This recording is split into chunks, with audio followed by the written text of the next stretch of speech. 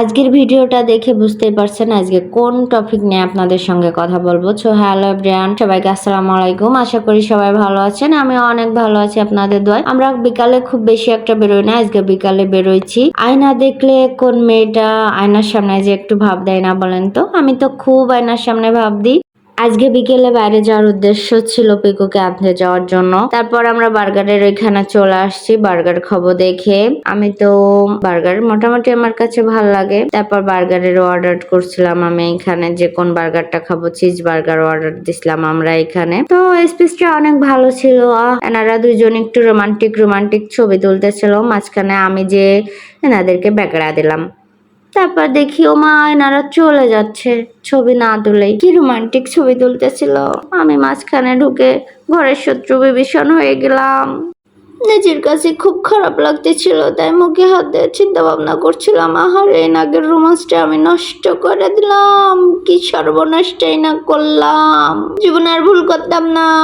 ভাই আমি বুঝতে পারিনি আপনাদের রোমান্সটা এইভাবে নষ্ট হয়ে যাবে। আমি চলে যাচ্ছি, আমি বার্গার খাবো না, আমি বার্গারের অর্ডারও দেবো না, তবু আপনারা ছবি তুলে যান। ভিতরে যে একটা মেনু কার্ড আছে আমি সেটা জানতাম না, বাইরের থেকে আমাদের একটা মেনু কার্ড হাতে ধরাই দিছিল, সেটা দেখে আমরা অর্ডার দিছিলাম। এখানে দেখি যে চিজ বার্গার এখানেও লেখা আছে, বাইরের মেনু কার্ড আর এটা সেম একই মেনু কার্ড।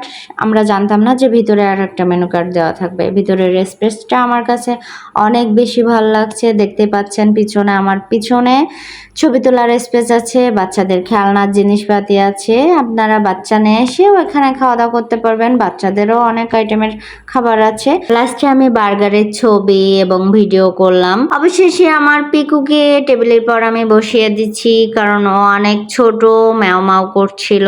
তারপরও ওকে টেবিলের পরে বসায় দেওয়ার পরও কিছুক্ষণ সান্ত্বনা হয়েছিল।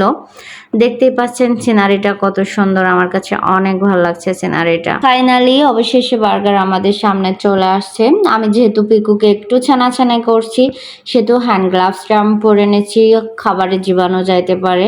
এই জন্য আমি এখানে হ্যান্ড গ্লাভস চেয়ে নিয়েছিলাম, যে যদি জীবাণু থাকে তাহলে আমার পেট খারাপ হবে, পেট খারাপ হলে তো আমি অসুস্থ হয়ে যাব, যার জন্য আমি হ্যান্ড গ্লাভসটা পরে নিয়েছি, যাতে খাবারে কোনো রকম কোনো জীবাণু না যাইতে পারে।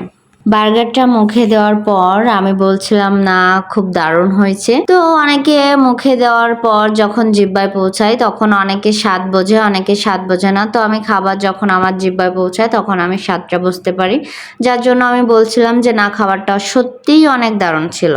অনেকে আছে ভাই খাবার খুব আস্তে করে খাই, তার ভিতরে আমি একজন, আমি খুব আস্তে আস্তে করে খাবার খাই।